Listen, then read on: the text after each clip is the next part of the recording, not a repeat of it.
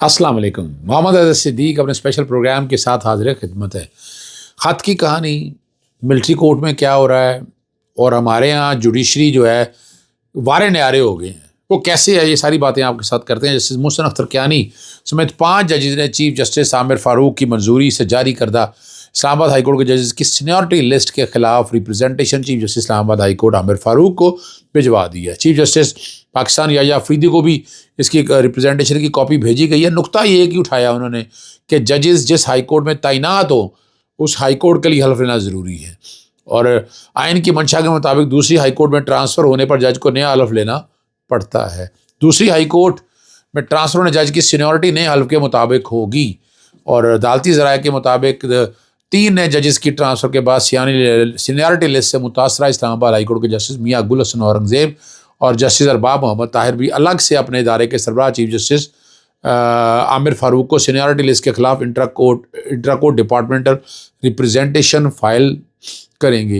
अच्छा, मैंने आइन का आर्टिकल 194 आपने कहा था वहाँ जो कि जब आप एंटर अपॉन होता है, अब एंटर अपॉन की इंटरप्रिटेशन 2 तरह से ली जा रही है। एक तो मैंने कह दिया था कि जो लिया हुआ दोबारा हल्फ लेना नहीं, ये मेरा एक नुक्ता नज़र है। लेकिन दूसरा नुक्ता नज़र ये है कि अब चूँकि ये ऑफिस वो वाला ऑफिस नहीं है, ये हाई कोर्ट चूँकि इस्लामाबाद की टेरिटरी अलहदा है और इस्लामाबाद हाई कोर्ट अलहदा है, तो इसलिए ये एक नुक्ता बात अब सामने आ रही है कि नहीं, कि ये इसके लिए हल्फ जो है वो नया लेना होगा। अब ये नई इस तरह है, और कोई पता नहीं आने वाले दिनों में सुप्रीम कोर्ट में एक अंदर आइनी पटिशन ये भी आ जाए और जिसमें ये डिटर्मिनेशन ये वाली भी रखनी हो, तो मामला सारे इतने सादा नहीं है। लेकिन ये तयशुदा अमल नज़र आ रहा है कि जुडिशरी को कंट्रोल कर लिया गया है, जुडिशरी को उसी के मुताबिक ले जाकर जाया जा रहा है, और जुडिशरी उसी लाइन्स पे नज़र आ रहा है कि काम करती है। और ये डिक्टेटरशिप के दौर में नहीं हो सका जो अब कर लिया गया है, और ये टारगेट या माइलस्टोन अब देख लें, अब पाकिस्तान में आज़ाद अली का एक ख्वाब ही रह गया। यहाँ जजेस, यहाँ आइनी बेंचेस मैंने आपको बार बार कहता हूँ नहीं बनाए गए। लाहौर हाई कोर्ट नहीं बनाया गया, पेशावर हाई कोर्ट नहीं बनाया गया, बलोचिस्तान हाई कोर्ट नहीं बनाया गया, इस्लामाबाद हाई कोर्ट क्यों नहीं बनाया आइनी बेंच? यानी इसका मतलब है कि जो टारगेट अचीव करने हैं गवर्नमेंट को पूरे हो रहे। सुप्रीम कोर्ट में इसलिए के पास टारगेट अचीव नहीं होने थे, सिंध हाई कोर्ट में टारगेट अचीव नहीं होने थे, लग यही रहा है ना। अब तो कोई डाउट रहा नहीं ना, अब तो बात और कोई है नहीं, बात बड़ी वजाहत के साथ, बड़ी क्लैरिटी के साथ है। यानी यहाँ से समझ आ जाना चाहिए, और जो हकीकत है वो सारा कोई हर हकीकत सामने आके रहती है, सच छुपता नहीं है। फौजी अदालतों में शहरियों के जो ट्रायल वाला केस है, सुलेमान अकबर राजा ने आज उससे दलाइल दिए, और FB अली केस की वजाहत भी बड़ी अच्छे तरीके से सुप्रीम कोर्ट ने करार दिया कि अदालत उज़्मा फ़ौज से मुतल्लिक़ क़वानीन को आइन और इंसानी हकूक़ के मेयार पर परखने का इख्तियार रखती है। राजा और ये भी बताया कि भट्टो दौर में बतौर मेजर जनरल और सरबराह फौजी अदालत ज़िया-उल-हक़ ने ब्रिगेडियर FB अली को आइन से बगावत के जुर्म की सज़ा सुनाई थी, और मार्शल लगाने के बाद बतौर chief marshal administrator brigadier FB Ali की सज़ा माफ़ कर दी गई, जिसके बाद brigadier FB Ali Canada shift हो गए और वहाँ की फ़ौज में शामिल हो गए। अब ये सवाल तो सारे उठेंगे इस तरह के। Right to fair trial and due process of law की बात है, उस पर चलना है या नहीं चलना, ये सोचने वाली बात है, लेकिन अमल ये सारा कुछ सामने आना चाहिए। पैवस्तर है शजर से उम्मीद बहार रहा, कैसे नहीं है। यानी जहाँ कहीं भी है ये बातें उठ रही हैं और ये उठेंगी। बड़ा मुश्किल है। यानी अच्छे आर्गूमेंट्स पेश किए हैं ख्वाजा अहमद हुसैन ने, जवारस ख्वाजा के और सलमान अकरम राजा ने। मुझे तो ये इंट्रा कोर्ट अपील बज़ाहिर अगर मेरिट पे पूछते हैं तो खारिज नज़र आती है, लेकिन अब ये इतना आसानी से तो नहीं, ये आखिर ये मैदान ऐसे नहीं सजा। यहाँ की सुप्रीम कोर्ट में आइनी बेंचेस ऐसे नहीं बने, जजेस ऐसे नहीं तैनात हो रहे, उनको नवाजा नहीं जा रहा, उनको तनख्वाहें थी बढ़ाई नहीं जा रही। उसके पीछे कोई ना कोई तो चीज़ ऐसी है और वो नज़र आती है क्या है। ख़त लिखने पर बड़ी बातें हो रही हैं। ख़त में कि मैं ना इख्तलाफ करता हूँ ना मैं ये कहता हूँ कि ये मैं इंडिपेंडेंट राय के तौर पर बात कर रहा हूँ, इसको यूँ मत रखिएगा ज़हन में कि बुनियादी तौर के ऊपर जो लिखा है वो हक़ाइक़ लिख दिए। अब हक़ाइक़ सारा सामने बयान कर दिए, पूरी कौम देख रही है, हर कोई देख रहा है कि हमारे यहाँ पुलिस क्या कर रही है, एंटी करप्शन क्या कर रही है, FIA क्या कर रही है, NAB क्या कर रही है। मैं ये सारी चीज़ें देखता रहता हूँ ना, मुझे तो अंदाज़ा है ना कि हालात और वाक़यात किस सिमत की तरफ चल रहे हैं, और यही मामला है जिस पर तवज्जो देने की बहुत ज़रूरत है, बहुत सख्त ज़रूरत है। याद रखिएगा, ये कश्ती अगर आगे चलनी है, और कई न्यूज़ चैनल ने, हम न्यूज़ ने खबर चलाई कि ख़त नहीं मिला, सिक्योरिटी ज़राए से ये बता रहे हैं, और PTV में शो हो चुके हुए हैं, सोशल मीडिया फॉर्म पर सहाफ़ियों के तबसरे मौजूद हैं। ख़त के मंदरजात आपको पता है सामने आ चुके हैं। इमरान खान के ट्विटर हैंडल पे बारे में میں بھی BBC کی رپورٹ بھی آ چکی ہے. ہم معلنت عمران خان کا نام پابندی کو بالائے طاق رکھتے ہوئے نام بھی چلا دیا اور کہہ رہے ہیں کہ خط موصول نہیں ہوا.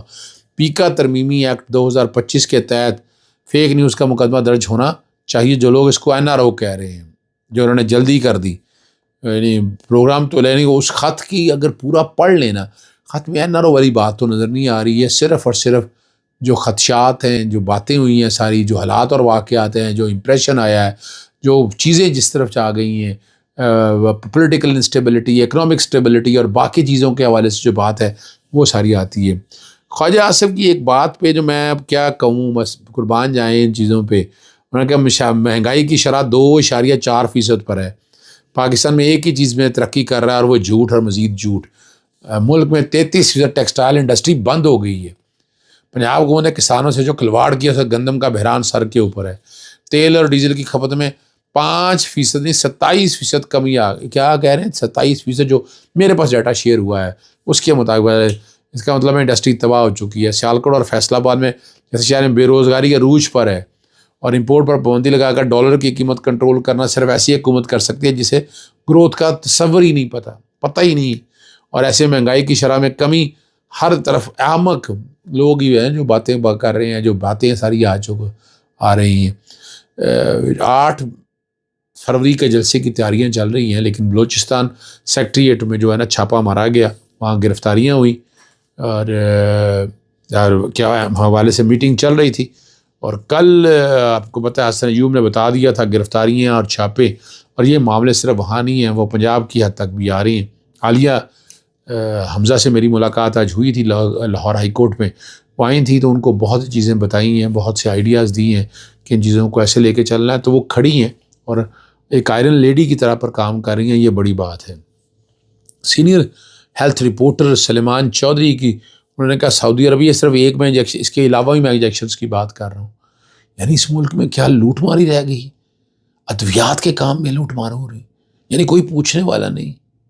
پریگننسی کے دوران ایک ٹیکہ لگتا ہے، نام میرے ذہن سے ابھی اسکپ ہو گیا، میں جلدی میں، لیکن میں نے اصل تو بات کرنی تھی کہ گردن توڑ بخار کی ویکسین لازمی قرار دے دی ہے اور مارکیٹ میں غائب ہے. بلیک میں 10,000 روپے سے زائد فروخت ہو رہی ہے. عمرہ زائدین دربدر ہو گئے ہیں اور وفاقی حکومت نے اس بارے میں کوئی قدم نہیں اٹھایا. اپنا وزارت صحت کے ملازمین خود سے خرید کر ویکسین لانے والوں سے پیسے بٹور رہے ہیں. اب یہاں کرپشن کی ماں کیا کرے گی؟ کرپشن کی ماں عجب کرپشن کی غضب کہانی ہے. اور جب وہ اس طرح کی کہانی وہ لکھتے ہیں، جب وہ ساری بات سامنے آتی ہیں، وہ غالباً موٹر وے پہ یا کسی سڑک کے اوپر رنگ کرنے کی خبر دی تھی تو وہ صحافی اٹھا لیے گئے. آخری جو بات میں نے آپ سے کرنی تھی وہ بڑی اہم بات تھی. ججوں کی تنخواہوں میں جوڈیشل الاؤنس کو حال ہی میں 3 لاکھ سے بڑھ کر زیادہ کر دیا گیا، تقریباً میرا خیال 10 لاکھ کے قریب کیا گیا ہے.